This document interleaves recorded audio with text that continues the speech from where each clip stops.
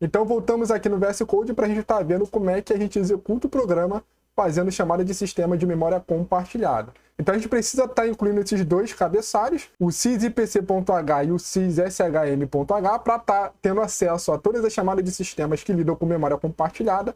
Então a primeira coisa que a gente vai fazer aqui no nosso programa é estar criando duas regiões de memória compartilhada. A primeira vai ser aquele vetor A, que a gente viu no exemplo anterior do fork, que é um vetor de 3 elementos. O segundo vai ser a região compartilhada para estar armazenando a variável x, conforme a gente viu no nosso exemplo anterior. Então, para fazer a criação de memória compartilhada, a gente precisa estar utilizando a chamada de sistema shmget. E essa chamada de sistema ela vai precisar de 3 parâmetros de entrada. Então, o primeiro parâmetro, ele vai dizer qual que é a forma que a gente vai estar criando esse segmento de memória. A gente pode estar criando a partir de algum endereço de um processo. Aqui a gente vai estar passando esse valor default, esse IPC_private, que vai indicar que a gente vai querer criar um novo segmento. O segundo parâmetro, ele diz qual é a quantidade de bytes dessa região de memória compartilhada que está sendo criada.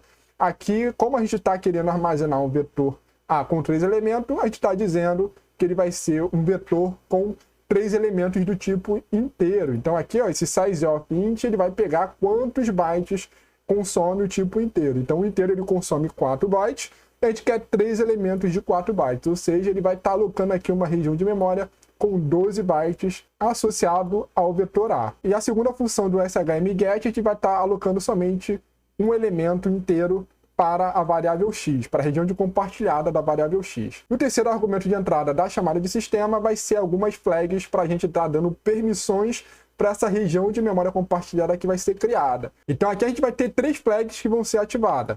A primeira é esse shmr, que vai identificar que a gente vai poder ter acesso de leitura. A segunda é esse shmw, que a gente vai poder ter acesso de escrita. E essa terceira flag vai estar informando que a gente vai querer criar um novo segmento, não vai querer reaproveitar um que já existe. Então, dessa forma, a gente vai estar criando uma região de memória compartilhada e aqui a gente vai estar retornando qual que é o identificador dessa região de memória, as variáveis C de A e C de X.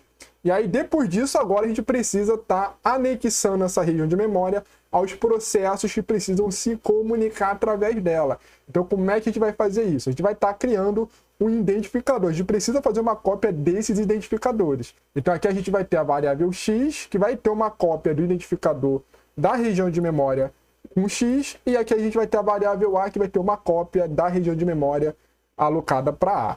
Então, como é que a gente vai fazer essa alocação, essa anexação? A gente vai fazer isso utilizando a chamada de sistema shmget. Então, o que a gente vai precisar passar por ela? A gente vai ter também 3 argumentos de entrada.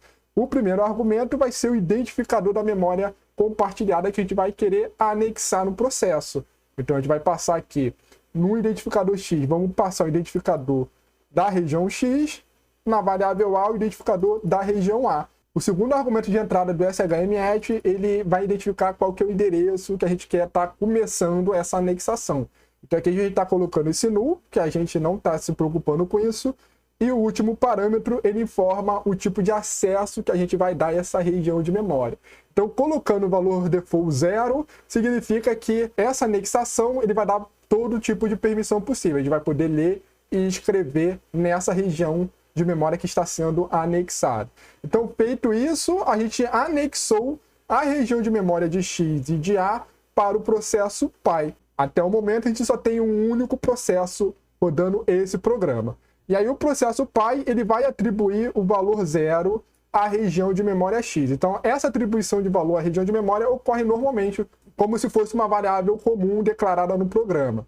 E aí, depois disso, a gente vai estar fazendo a chamada de sistema no fork para estar criando um novo processo, para criar o processo filho. Então, a partir daí, a gente vai ter aqueles tratamentos, né? Se o PID ele for menor que 0, ocorrer um erro. Se o PID for igual a 0, a gente vai dizer aqui o que vai executar no processo filho. Se não, vamos dizer o que vai executar no processo pai. Então, vamos ver o que vai ser feito no processo filho. Então, inicialmente, o processo filho ele vai ter aqui o sleep, ou seja, ele vai ficar 20 segundos dormindo, e depois que ele acordar, ele vai estar imprimindo as informações dele. Ele vai colocar aqui quais que são os identificadores das memórias compartilhadas. A memória compartilhada para o vetor A e a memória compartilhada para o vetor X. E aí, depois disso, para a gente conseguir usar essa região compartilhada, a gente precisa anexar ao processo filho. O que foi feito anteriormente foi anexado somente ao processo pai. Depois a gente executou o fork. Então a gente precisa agora anexar o processo filho se a gente quiser se comunicar com o processo pai. Então a gente vai fazer da mesma forma. A gente vai usar o shm-et para estar vinculando a região do x, colocando aqui o valor de 2, e vamos usar novamente o shm-et para estar vinculando a região de A, colocando na variável A. E aqui no processo filho, a gente vai inicializar o vetor com A, vai colocar tudo 1 nos 3 elementos. Então repare que a gente vai estar utilizando da mesma forma como se fosse uma variável normal. E depois que ele faz essas atribuições, ele vai imprimir os valores dessa região compartilhada. Ele vai estar colocando qual que é o PID dele, e usando a chamada de sistema getPID, e ele vai estar imprimindo qual que é o valor de x e qual que é o primeiro elemento de A. Então repare que no processo pai, o x foi inicializado com 0. E o processo filho vai colocar o valor 2 nessa região compartilhada.